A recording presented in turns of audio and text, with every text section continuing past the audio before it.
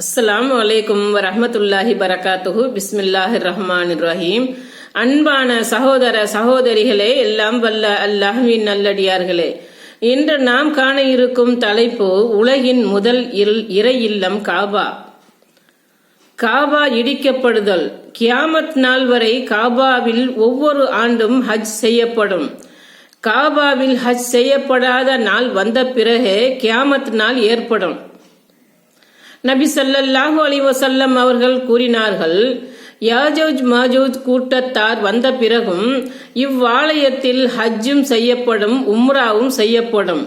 காபாவில் ஹஜ் செய்யப்படாத நாள் வந்த பிறகு கியாமத் நாள் வரும். அறிவிப்பவர் அபு சயீத் ரலியல்லாஹு அன்ஹு, நூல் புகாரி 1593. காபாவில் ஹஜ் செய்யப்படாத நாள் வரும்போது சிலர் அதனை இடித்து பால்படுத்துவார்கள். நபி ஸல்லல்லாஹு அலைஹி வஸல்லம் அவர்கள் கூறினார்கள், அபிசீனியாவை சேர்ந்த மெலிந்த கால்களை கொண்ட மனிதர்கள் காபாவை இடித்து பால்படுத்துவார்கள். அறிவிப்பவர் அபூ ஹுரைரா ரலியல்லாஹு அன்ஹு, நூல் புகாரி 1591. மற்றொரு ஹதீஸில் நபி ஸல்லல்லாஹு அலைஹி வஸல்லம் அவர்கள் கூறினார்கள், வெளிப்பக்கமாக வளைந்த கால்களை உடைய கருப்பு நிறத்தவர்கள் ஒவ்வொரு கல்லாக பிடுங்கி காபாவை உடைப்பதை நான் பார்ப்பது போன்றிருக்கின்றது. அறிவிப்பவர் இப்னு அப்பாஸ் ரலியல்லாஹு அன்ஹு, நூல் புகாரி 1595. நபி ஸல்லல்லாஹு அலைஹி வஸல்லம் அவர்கள் மதீனாவில் இருந்தபோது இது எந்த நாள் என்பதை நீங்கள் அறிவீர்களா என கேட்டார்கள். அதற்கு மக்கள், அல்லாஹ்வும் அவனுடைய தூதருமே நன்கறிந்தவர்கள் என்றனர்.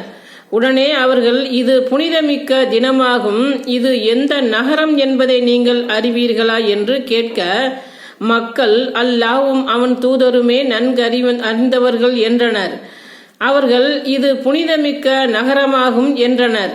பிறகு நபி ஸல்லல்லாஹு அலைஹி வஸல்லம் அவர்கள், இது எந்த மாதம் என்பதை அறிவீர்களா என்றதும் மக்கள் அல்லாஹ்வும் அவனது தூதருமே நன்கறிந்தவர்கள் என்றனர்.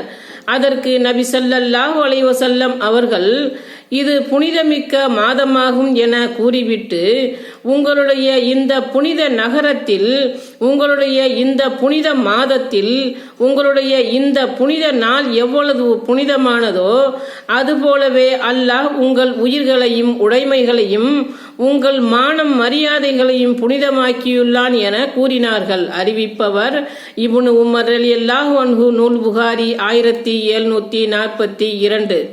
இப்படிப்பட்ட புனிதங்களை உணர்ந்து அதன் மூலம் படிப்பினை பெற்று வாழக்கூடிய மக்களாக அல்லாஹ் நம் அனைவரையும் ஆக்கி அருள் புரிவானாக. ஆமீன். அஸ்ஸலாமு அலைக்கும் வரஹ்மத்துல்லாஹி பரகாத்துஹு.